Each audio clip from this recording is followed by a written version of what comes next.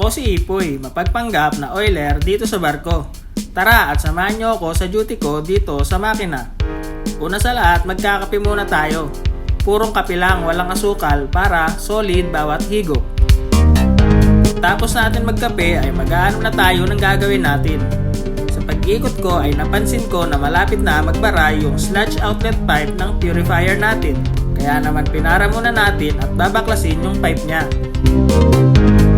Lilinisan din natin yung loob kaya naman babaklasin natin yung cover niya.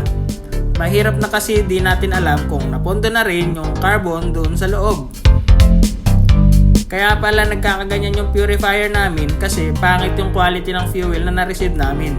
Kaya mabilis magkaroon ng carbon buildup. Okay na siguro to, wala na ulit bara. Kaya pwede na ulit natin ibalik ang cover niya. After ma-assemble ay pwede na ulit natin patakbuhin. Okay naman ang takbo niya, normal naman, kaya dyan ka na. Medyo pinawis tayo ng konti, kaya magpapalit muna tayo ng damit bago pumasok sa control room.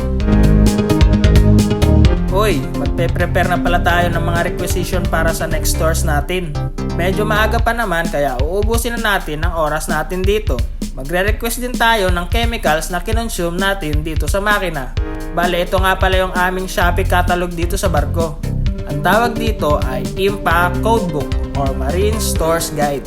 Ang laman ng book na ito ay mga kadalasang ginagamit namin dito sa barko.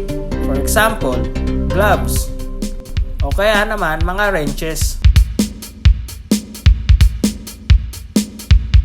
Tamang encode lang ng re-request natin habang nagpapalamig dito sa control room. Patapos na pala yung duty ko kaya nandito na yung karelyebo ko. Hanggang dito na lang muna ulit mga panggap. Thank you for watching!